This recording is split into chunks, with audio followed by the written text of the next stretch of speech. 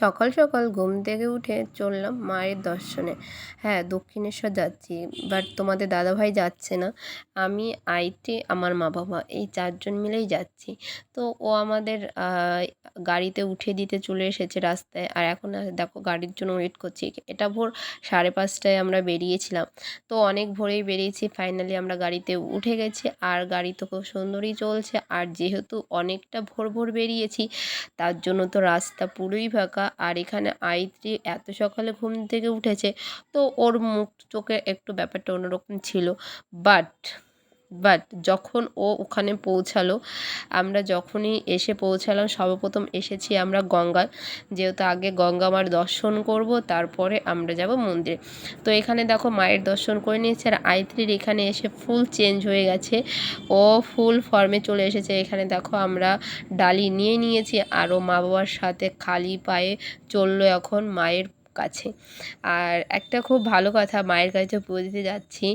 আর সত্যি কথা, এত দিন বাদে মায়ের কাছে আসতে পেরে ভীষণই ভালো লাগছে। তোমাদের দাদাভাই আসলে আরও ভালো লাগতো, বাট সে কাজে ব্যস্ত, আসতে পারেনি। যাই হোক না কেন, আমরা তো পুজো দিয়ে বেরিয়ে এসেছি। আর মায়ের কাছেই আইত্রিকে দেওয়া হয়েছিল। অনেক চেষ্টার পরে আইত্রিকে সেখানে দেওয়া হলো। আর এখানে দেখো এই লোকগুলো দাঁড়িয়ে ছবি তুলছিল। তো আইত্রি বলছে আমি তোমাদের সাথে ছবি তুলবো, তো তারা নিয়ে একটু ফটো সেকশন করে নিল। তো চলো এবার তো কিছু খাওয়া দাওয়া করতে হবে। তো এখন আমরা চলে এসেছি খেতে। তো এখন আমরা খাওয়া দাওয়া করব, তারপরে একটু ঘোরাঘুরি করা যাবে। তো চলো আগে খেয়ে নিই আমরা। আর এখানে দেখো আমরা বসে পড়েছি কচুরি আর খেতে। তার জন্য এই দেখো দেখো আইত্রিকে আলাদা প্লেটে আলাদা করে তাকে সুন্দর করে খেয়ে দিতে হয়েছে। আর সে খুব সুন্দর খেয়েছে। আর খেয়ে আমরা চলে এসেছি একটু ঘুরু করতে। আর এখানে ঘুরু করার পরে আইত্রি এখানে বসে আমরা একটু মায়ের শান্তি নিচ্ছিলাম।